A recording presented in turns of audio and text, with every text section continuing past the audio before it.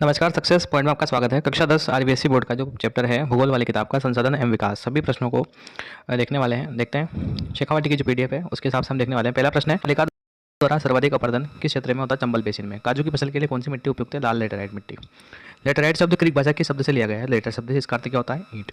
रेगुर मृदा किसे कहते हैं? तो काली मिट्टी को रेगुर मृदा भी कहा जाता है। नेक्स्ट पांचवा प्रश्न है, आयु के आधार पर जलोढ़ को किस नाम जानते हैं? बांगर। आयु के आधार पर नए जलोढ़ को किस नाम जानते हैं? नई जलोढ़ मिट्टी को कहते हैं खादर और पुराने को बांगर। पर्वतीय क्षेत्र की तलहटी में बने किस नाम से जाना जाता है? तो इसको कहते हैं द्वार, चो या तराई। राष्ट्रीय वन नीति 1952 द्वारा निर्धारित वन क्षेत्र कितना परसेंट वांछित है? यानी कि 1952 के अनुसार कितने परसेंट भाग पर वन होना चाहिए? 33% भाग पर वन होना चाहिए। नेक्स्ट है, भारत में निम्नलिखित भूमि कितनी है? तो 13 करोड़ हेक्टेयर। भारत में विभिन्न प्रकार की भू आकृति भागों को का परसेंटेज क्या है?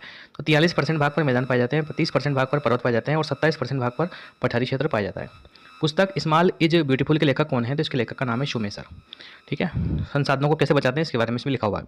अंतर्राष्ट्रीय स्तर पर सर्वप्रथम संसाधन संरक्षण की वकालत किसने की थी? तो 1968 में क्लब ऑफ रोम ने की थी।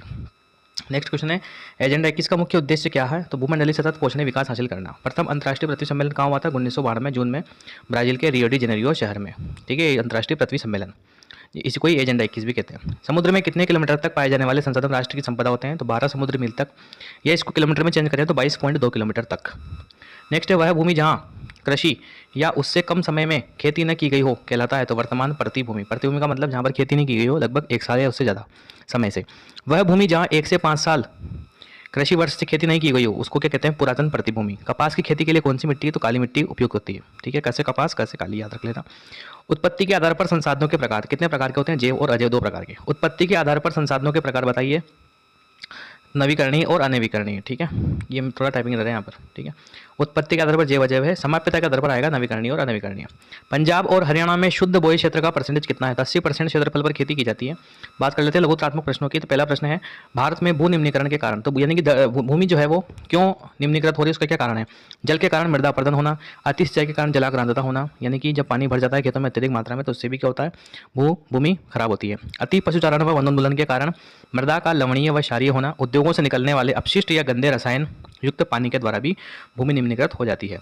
नेक्स्ट प्रश्न है, क्योंकि 2 नंबर का प्रश्न पूछा जाएगा आपसे तो उसके अकॉर्डिंग ही अपने को पढ़ना है। भू निम्नीकरण के उपाय सुझाइए। अब निम्नीकरण तो हो गया, इसके क्या उपाय से हो सकते हैं कि भूमि निम्नीकरण न हो? अधिक से अधिक वृक्षारोपण करके तथा वनोन्मूलन को कम करके, मरुस्थलीय तथा अन्य क्षेत्रों में होने वाले अति पशुचारण को रोककर, रासायनिक उर्वरकों के स्थान पर किसका प्रयोग करेंगे? जैविक खाद का उपयोग करके और जनसंख्या को कम करके भी भूमि निम्नीकरण को कम कर सकते हैं। नेक्स्ट है प्रश्न नंबर 3, संसाधनों के अत्यधिक दोहन से होने वाली समस्याएं स्पष्ट करें। ठीक है, तो अत्यधिक मात्रा में संसाधनों को धरती से जब निकालने लग जाता है मानव, तो उससे क्या क्या समस्या उत्पन्न हो सकती है? संसाधनों के असंतुलित उपयोग से समाज अमीर व गरीब में बढ़ गया है। संसाधनों के असंतुलित या अंधाधुंध उपयोग के कारण ओजोन परत क्षरण, पर्यावरण प्रदूषण, भूमि निम्नीकरण तथा भूमंडलीय तापन जैसी वैश्विक समस्याएं भी उत्पन्न हो गई हैं। ठीक है, कुछ व्यक्तियों के लिए संसाधनों का ह्रास हो रहा है। संसाधनों के अत्यधिक उपयोग के कारण आने वाली पीढ़ी को ये बिल्कुल नहीं मिल पाएंगे, ये गंभीर समस्या है। प्रश्न नंबर 4, मृदा अपरदन रोकने के उपाय या मृदा संरक्षण को समझाइए, यानी कि मृदा का अपरदन कैसे रोका जाए और मिट्टी को कैसे बचाया जाए। अधिक से अधिक वृक्षारोपण, वनोन्मूलन को कम करके, लगभग 19 सेमी पॉइंट आते हैं। मरुस्थलीय या अन्य क्षेत्रों में होने वाली अति पशुचारण को रोककर, जनसंख्या वृद्धि को नियंत्रित करके, रासायनिक उर्वरकों के स्थान पर जैविक खाद का उपयोग करके, और पहाड़ी एवं ढलान वाले क्षेत्रों में कौन सी खेती? सीढ़ीनुमा खेती की जाती है। ठीक है, इस प्रकार से मृदा अपरदन को कम कर सकते हैं। एजेंडा 21 क्या है समझाइए, मोस्ट क्वेश्चन है। यह घोषणा है जिसे 1992 में ब्राजील के शहर रियो डी जेनेरियो में संयुक्त राष्ट्र पर्यावरण कार्यक्रम और विकास सम्मेलन के तत्वाधान में राष्ट्राध्यक्षों द्वारा स्वीकृत किया गया था। ठीक है, 100 से भी अधिक देशों के राष्ट्राध्यक्ष यहाँ पर मीटिंग की थी, उन्होंने मिले थे ये, जिसका मुख्य उद्देश्य भूमंडलीय सतत पोषणीय विकास हासिल करना है।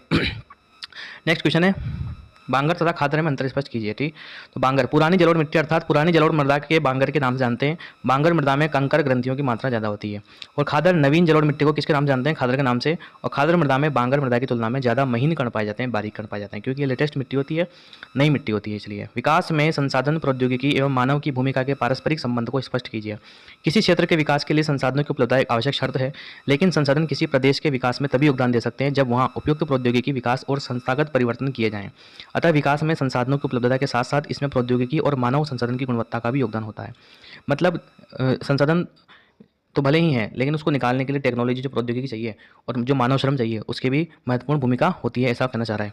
संसाधनों के वर्गीकरण को समझाइए। तो कितने क्या? उत्पत्ति के आधार पर जैव अजैव होते हैं, समाप्यता के आधार पर नवीकरणीय और अनवीकरणीय होते हैं, स्वामित्व के आधार पर व्यक्तिगत, सामुदायिक, राष्ट्रीय और अंतर्राष्ट्रीय होते हैं, विकास के आधार पर संभावी, विकसित और संचित कोष। तो इस प्रकार से संसाधनों का वर्गीकरण किया गया है।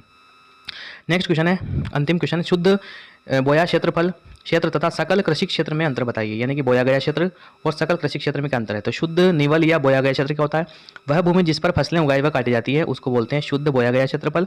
और एक कृषि वर्ष में एक बार से अधिक बोए गए क्षेत्र को शुद्ध बोए गए क्षेत्र में जोड़ दिया जाता है तो वह सकल कृषि क्षेत्र कहलाता है। यानी कि जैसे एक खेत है, मान लो इस पर फसल उगाई जा रही है, ठीक है, तो इसको क्षेत्रफल को कितनी बार काउंट करेंगे, 2 बार, क्योंकि मान लो एक साल में दो फसलें उगाई जाती है, तो ये क्षेत्रफल कितनी बार काम में आया, 2 बार, यानी कि ये कहलाएगा सकल कृषित क्षेत्रफल। जैसे मान लो इस खेत का क्षेत्रफल है 10 वर्ग किलोमीटर, ठीक है, तो यानी कि ये कितनी बार काउंट होगा, 2 बार, 10 + 10 कितना हो जाएगा, 20, ठीक है, तो ये इसका उत्तर हो जाएगा। तो इस प्रकार से संसाधन के से संबंधित शेखावटी के जितने भी प्रश्न थे उसको हमने डिस्कस किया, और मिलते हैं नेक्स्ट पार्ट के साथ में। शेखावटी के जितने भी पार्ट हैं उन सभी को हम डिस्कस करने वाले हैं आगे वीडियो में, ठीक है, धन्यवाद।